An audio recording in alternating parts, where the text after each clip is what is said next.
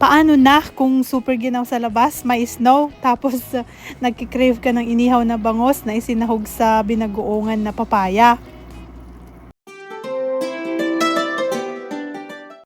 Hello guys, kumusta kayo? I'm glad you stopped by. Today, skip muna tayo sa paggawa ng kakanin. Instead, mag-ihaw tayo ng bangos. Tapos, isasahog natin sa green na papaya, tsaka malunggay at luya. Naswertihan ko kasi kanina may nag-deliver sa store. Usually, walang mga ganun na tinda dito. Paminsan-minsan meron pero madalang. Kaya I'm so excited. Tagal ko na rin hindi nakakaulam ng malunggay.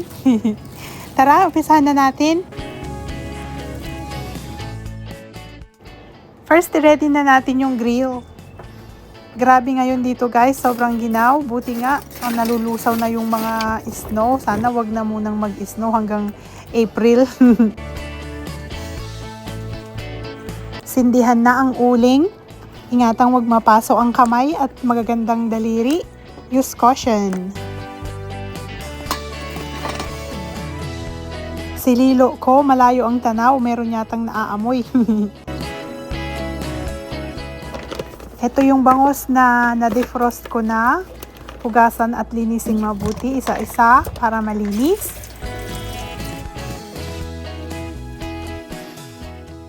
Ayan, ready na tayong mag-ihaw. Hindi ko na kinaliskisan yung bangos para mas madaling ihawin. Hindi siya dumikit. Lalo na it's been previously frozen. Yung laman malambot-lambot na. Nakakamiss yung bangus sa Pangasinan, yung fresh na bagong ani galing sa palaisdaan. Iba talaga ang lasa. Wala kasi kaming fresh dito, panay frozen lang. Ayan, pwede na to, luto na.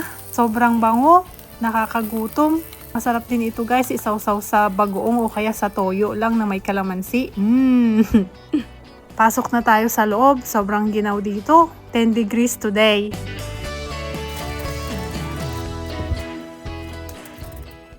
I-ready na natin itong green na papaya. Balatan lang siya, tapos alisin yung buto.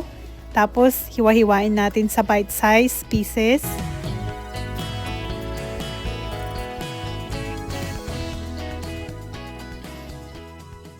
Alam nyo ba na ang papaya natural na exfoliant? Kaya pagkabalat mo ng papaya at hinawakan ni jowa yung kamay mo, mas makinis na siya. Next, himayin na natin yung malunggay. Alisin lang yung mga matitigas na tangkay.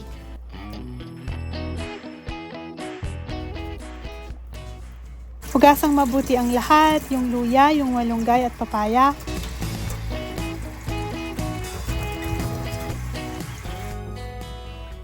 Pitpitin ang luya or hiwa-hiwain ng maninipis. Ito yung ating ingredients, papaya, malunggay, inihaw na bangos at luya. Last ingredient, yung bagong na isda. Ito yung nabili ko pa last time na umuwi ako, pinakanin ko. Ta-transfer ko lang siya dito sa container. Maho guys. Mabaho pero masarap. Kailangan lang natin mga 1/4 cup. Tapos lagyan na mainit na tubig. Haluin siyang mabuti. Tapos ilalagay na natin dito sa kasirola. Make sure na salain yung tinik para hindi mahalo sa sabaw. Dagdagat pa ng konting tubig. Tansyahin lang kung gaano kadaming sabaw ang gusto natin.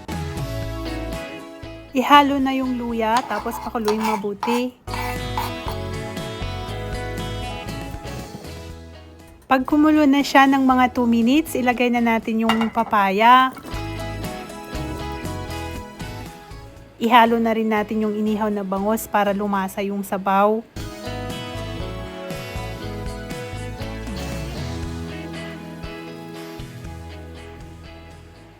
Takpan lang siya tapos hayaang kumulo hanggang maluto yung papaya, lumambot, mga 5 to 8 minutes. Kapag half cook na yung papaya, malambot na siya sa labas pero medyo matigas pa sa ilalim. Pwede na nating ihalo yung malunggay. Pakuluan lang siya, mga 2 minutes. Dahan-dahan lang ang paghalo para hindi madurog yung bangos.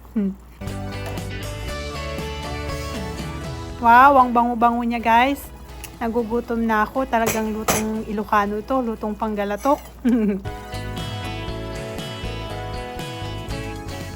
Sa Ilocano, nag-imas. Pag sa Pangasinense naman, masamit. Ayan guys, ready na to. Magsandok na tayo. Siyempre akin yung tiyan. Ako ang nagluto. Favorite ko ang tiyan. Kainan na guys. Sarap nito. Mamaya magkakamay ako pag wala nang nanonood.